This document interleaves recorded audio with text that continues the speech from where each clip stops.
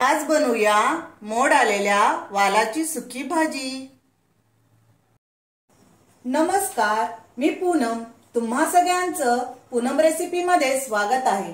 आज आपण वालाची भाजी कशी बनवायची ते इथे बघूया। इथे आपण असा वाल 7 ते 8 तास भिजत ठेवून आपण त्याला मोड आणलेले आहेत आणि त्यानंतर सोलून आपण घेतलेला आहे। त्यामध्येच आपण बटाटा कापून घेतलेला आहे। फोडणीसाठी आपल्याला राई, जिरं, कांदा, टोमॅटो, मीठ, हिंग, सुकं खोबरं भाजून मिक्सरला बारीक पूड करून घेतलेली आहे।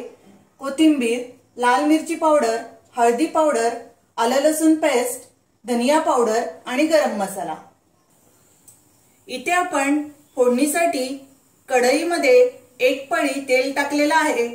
तेल गरम होऊ द्या, त्यानंतर आपण फोडणी करूया। इथे आपलं तेल गरम झालेलं आहे।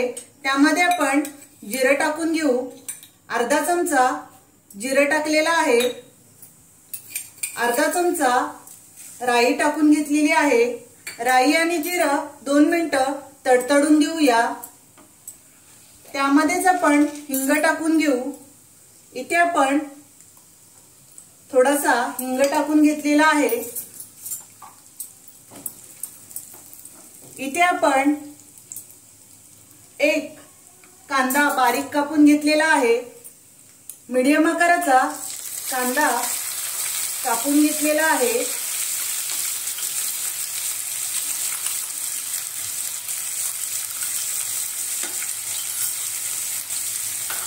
कांदा आपण परतून घेऊ। गोल्डन रंगावर आपण कांदा 2 मिनिटं चांगला परतून घेऊ।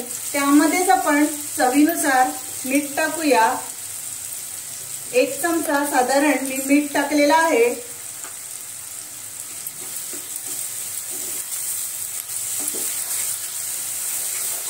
इथे आपण कांदा 2 मिनिटं परतलेला आहे। त्यामध्येच आपण अद्रक लसूण पेस्ट अर्धा चमचा टाकून घेतलेली आहे।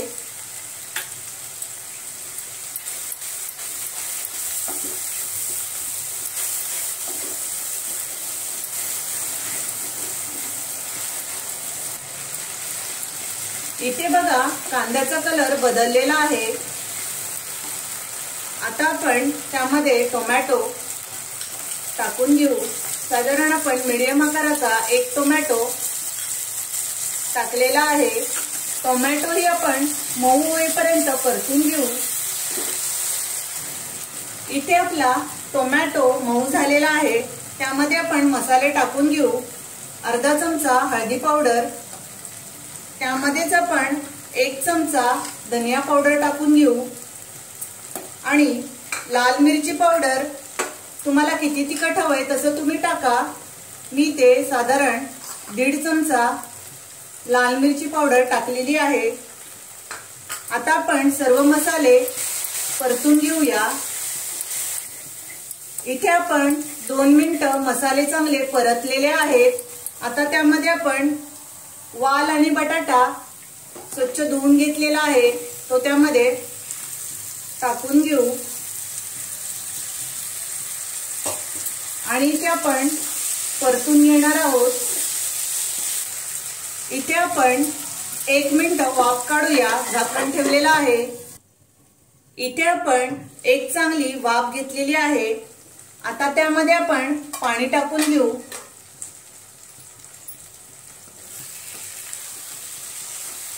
मोड आलेल्या वालाची भाजी खूप छान लागते।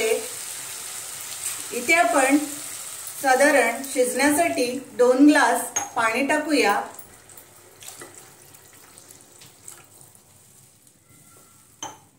आता आपण झाकण ठेवून साधारण 20 ते 25 मिनिटं चांगलं शिजून देऊ। इथे साधारण आपली 25 मिनिटं झालेली आहेत। आता आपण चेक करून बघू आपला बटाटा शिजलाय की नाही।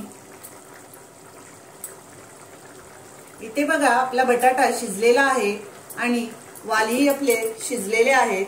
त्यामध्ये आपण गरम मसाला टाकून घेऊ। इथे आपण अर्धा चमचा गरम मसाला टाकलेला आहे। त्यामध्येच आपण सुकं खोबरं भाजून घेतलेलं आहे, तेही आपण टाकून घेऊ। गॅसवर भाजून घ्यायचं आणि बारीक मिक्सरला करून तुम्ही 8 दिवसही हे खोबरं ठेवू शकता फ्रीज मध्ये, किंवा बाहेरही 8 दिवस चांगलं राहतं। इथे आपण खोबरं मिक्स करून घेतलेलं आहे। त्यामध्येच आपण कोथिंबीर टाकून घेऊ। कोथिंबीर आपण स्वच्छ धुवून कापून घेतलेली आहे। इथे आपण 2 मिनिटं शिजून दिलेलं आहे। आता आपण गॅस बंद करू आणि हे काढून घेऊ। बघा, छान अशी मस्त ग्रेव्ही तयार झालेली आहे आणि भाकरी बरोबर किंवा चपाती बरोबरही खूप छान ही भाजी लागते।